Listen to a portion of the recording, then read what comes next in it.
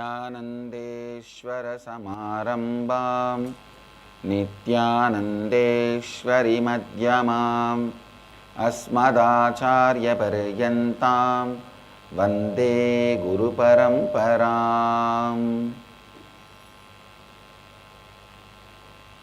I welcome you all with my love and respects. I welcome all the devotees, disciples, Samajis, Satsangis, Sri Mahants, Mahants, Kotaris, Tanedars, Balasans, who are sitting with us through Nityananda TV, Lotus TV, Janashri TV, Ishwar TV,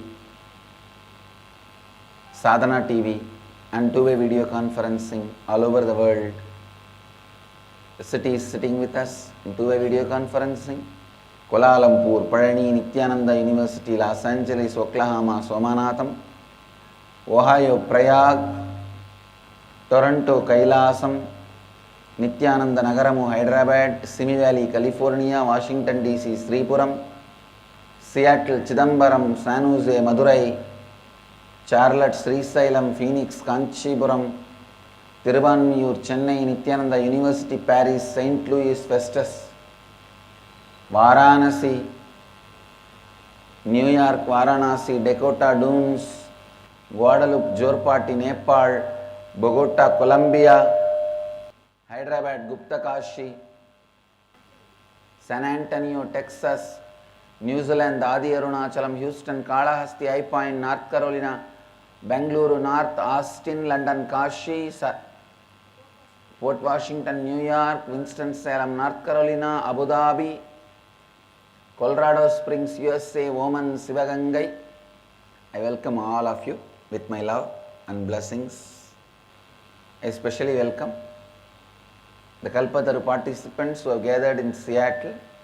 I welcome all of you with my love and blessings. Feels like I am already in Varanasi.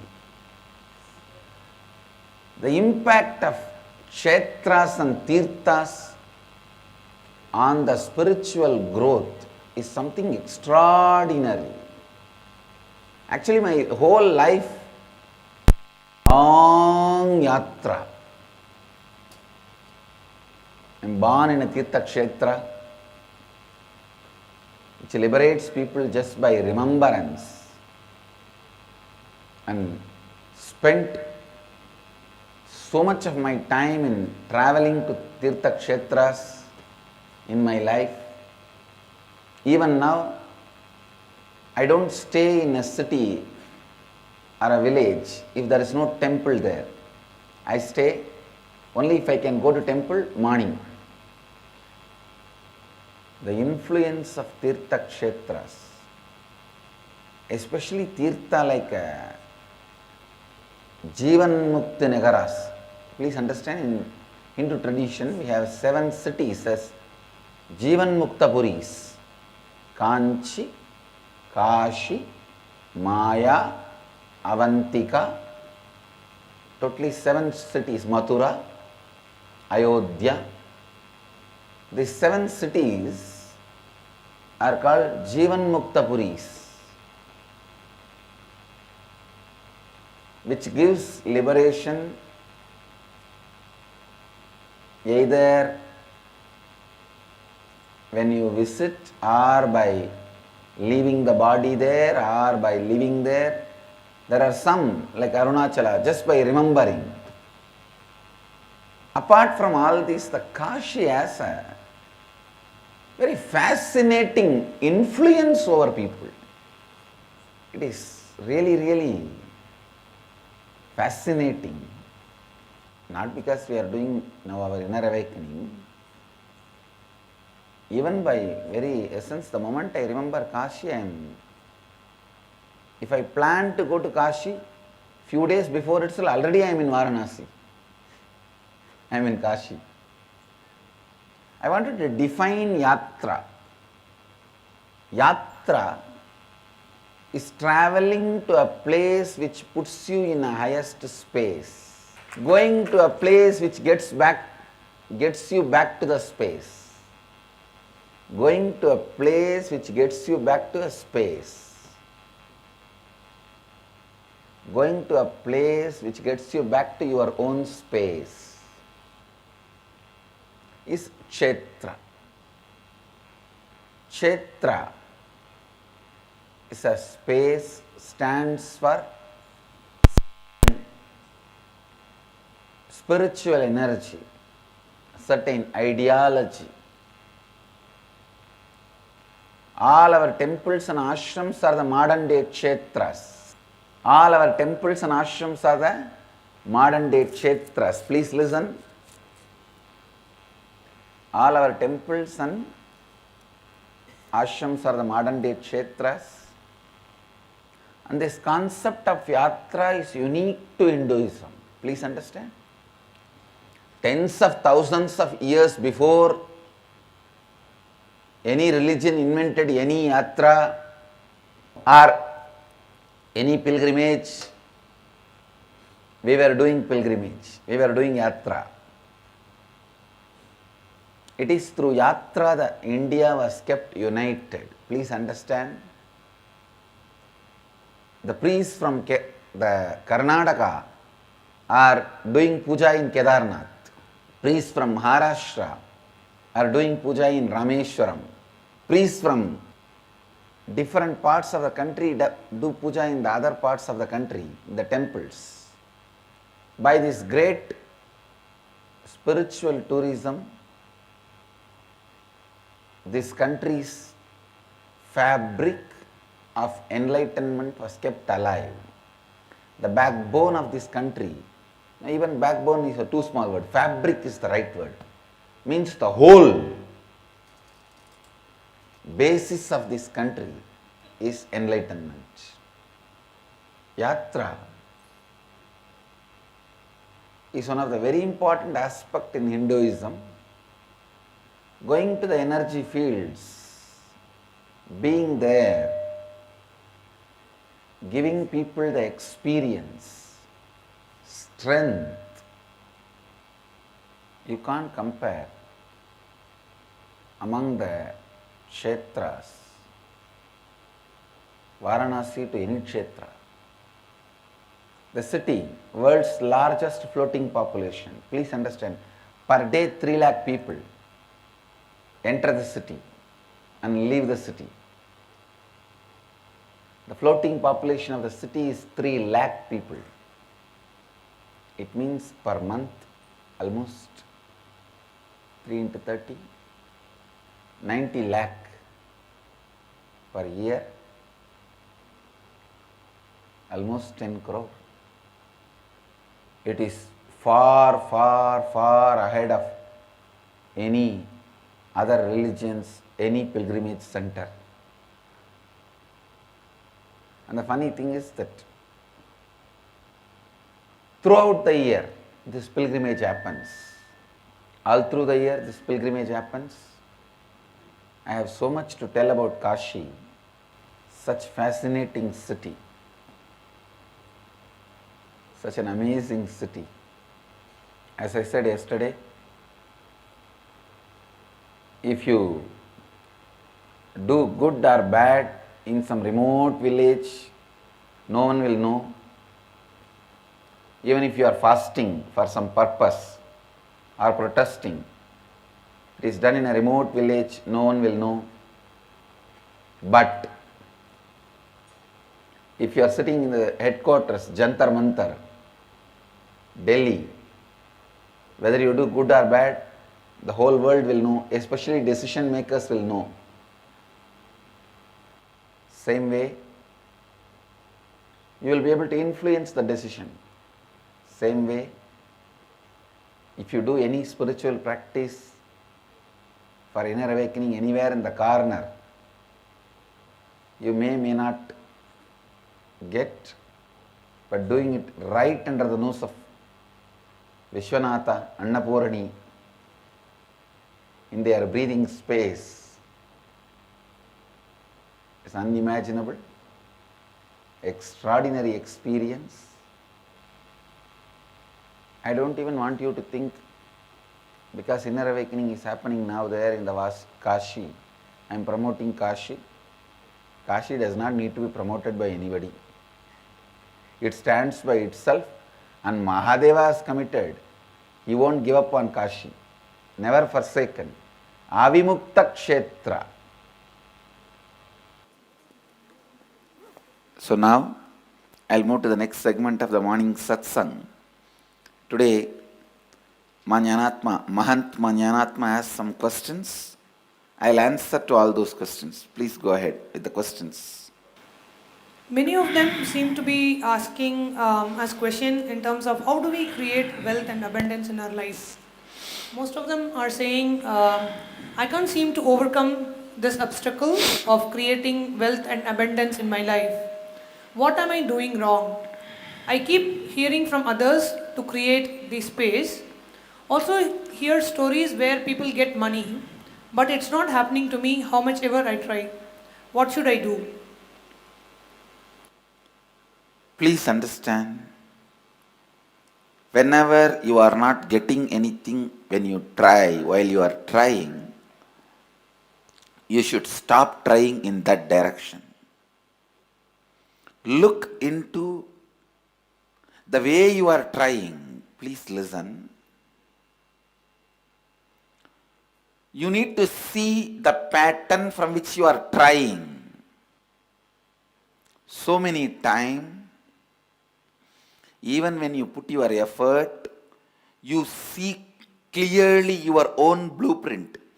I will try my best and not get it and prove to Swamiji what he is telling is not working for me. Or anything extraordinary will not work for me. I am grounded in rationalism. Understand? You are not grounded in nationalism. You are not grounded in rationalism. If a pig is rolling in the dirt, the pig is not grounded in the dirt. Same way, most of the time, our so-called patterns, like I'll try my best and it will not happen, I'll prove to him, it's not happening to me. Understand, when you start itself, your whole blueprint is ready. Your whole blueprint is ready for you. Your whole blueprint is ready for you. Your whole question starts from the space, I can't seem to overcome this obstacle. Please understand, I'm 100% sure you have not even started trying. People who never even start trying only use this word, I can't seem to overcome this obstacle. Then you are asking the question, what am I doing wrong?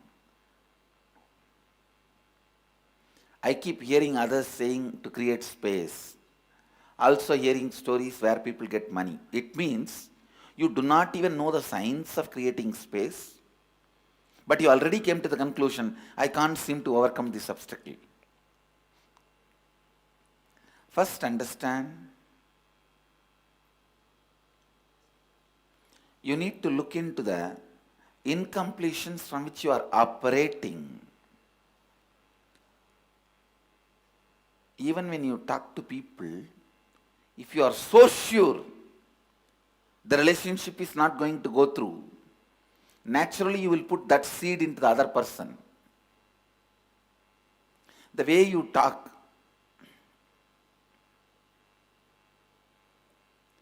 you won't start, let's live happily. If we separate, this is yours, this is mine. If we separate, this is yours, this is mine. You won't behave badly with me, na? If we separate. Means the starting itself, the way you put the seed, the way you put the idea into others, I tell you, it is you who decide what should happen to people. I am telling you with all my sincerity and integrity, I get all types of bhoot, pret, pichachas, which is 120% useless, sometimes 200% useless. But I can very happily say, at least 80 to 90% I am able to polish them and make them as a responsible beings, raise them. Even though there's a lot of struggle and resistance from the person who gets trained and evolves, end of the day, even the persons who are struggling, they know they should become responsible. Finally, it all boils down to you. So now, you need to look into the incompletions, why you are not creating wealth, why you are enjoying your poverty, why you are enjoying your impossibility, why you are so happy about saying I don't have. Maybe you attributed that I don't have to a very good character. The self-sympathy, showing as if you are a victim, you are a very good person. It is unfortunate. All movies, all cinema stories, the poor man is always shown as a very good person. It's a sadist mind. But that fellow who is taking the movie and acting as a poor man itself is a very rich man. There is one TV show recently I saw, one actor, he is coming and advising everyone left and right. He says all doctors should treat the patients free of cost. Then I googled and found out, to tell this for 1 hour, he charges 3 crore.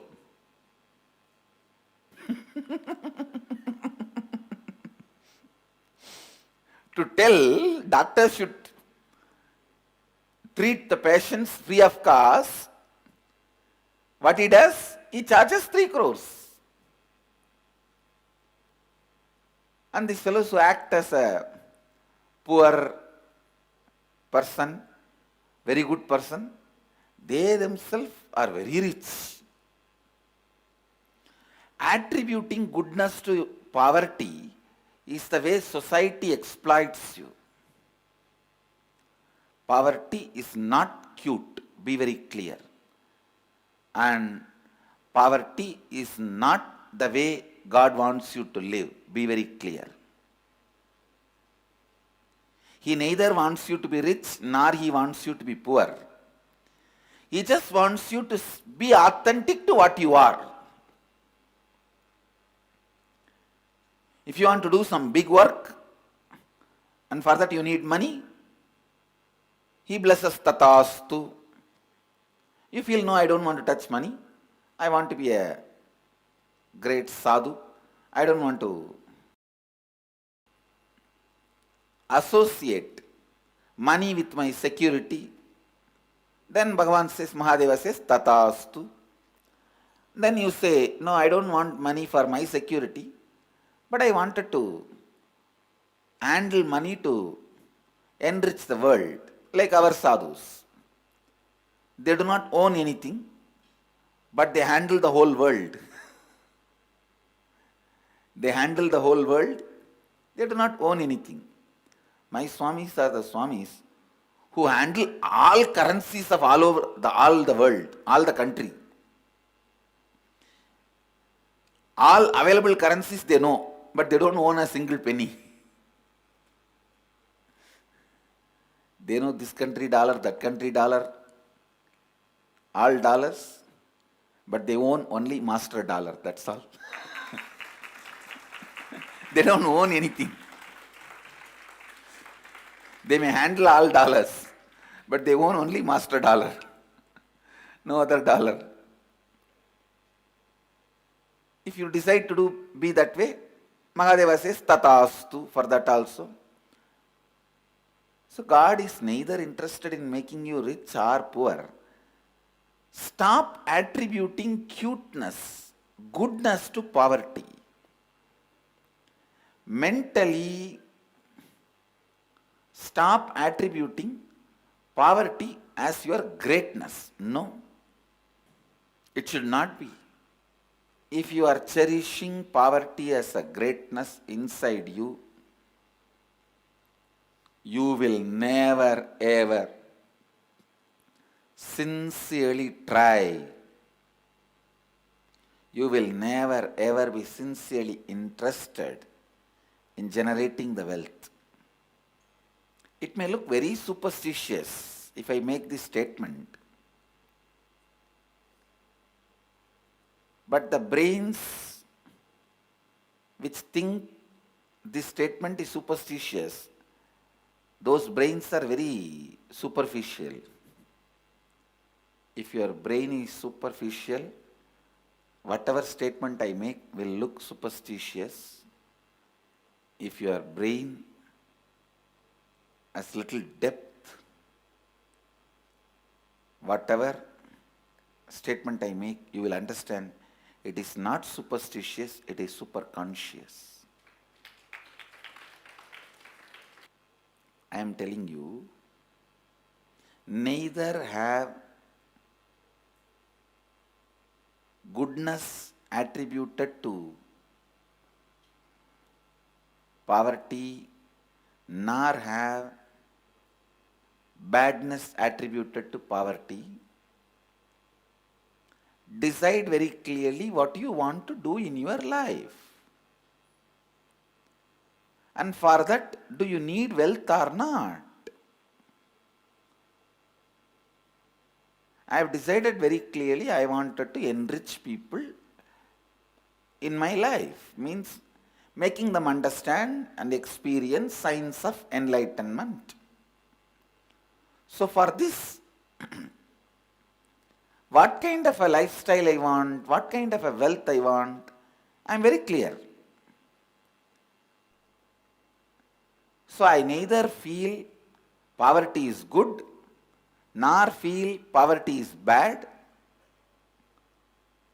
Because if you see my personal life, I am the poorest person. I don't even have a single penny. The wealth I own is zero, and my yearly income is zero. I should not even say zero, minus, because I work so many hours and don't get anything. I do not have anything. I do not own anything. And already I made a bylaw.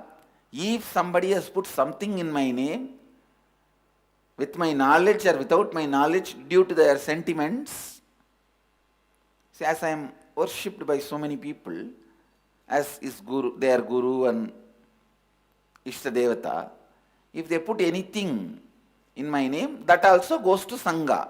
I already made a clear understanding. Now I am making it publicly. Anything given to me directly or indirectly goes to Sangha. I don't own anything. The people of the Sangha has the right over everything.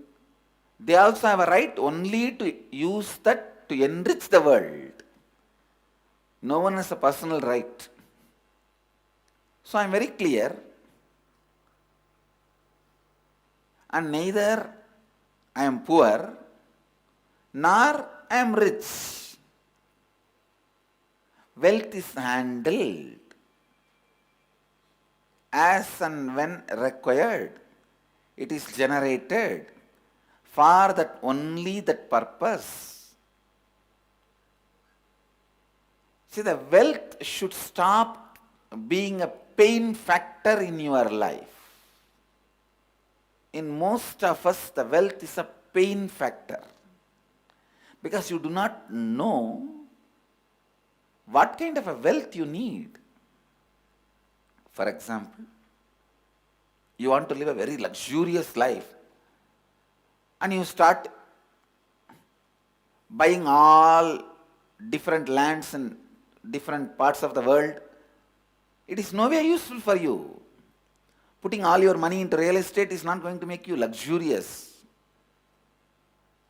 Same way, if you want to become a real estate king, means doing big business, and you put all your money in that stock, no.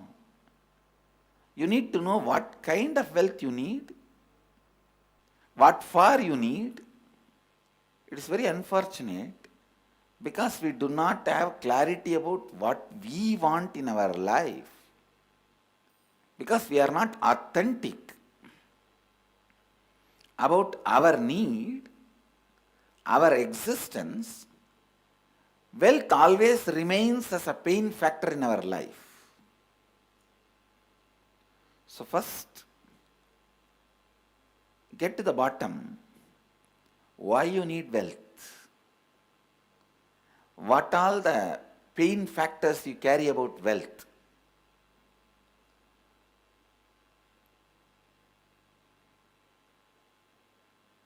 I will continue to expand on this in tomorrow's satsang and answer some more questions about this point. And also the Advaitic process is waiting. So from tomorrow, we will start that process also. I bless you all. Let you all radiate with integrity, authenticity, responsibility, enriching and causing eternal bliss. Nityananda. Thank you. Nityananda Dhyanapītam, Nityananda Nagar, off Mysore Road, Bidadi, Bengaluru. Phone 08027279999. www.nityananda.org. www.youtube.com/Life Bliss Foundation.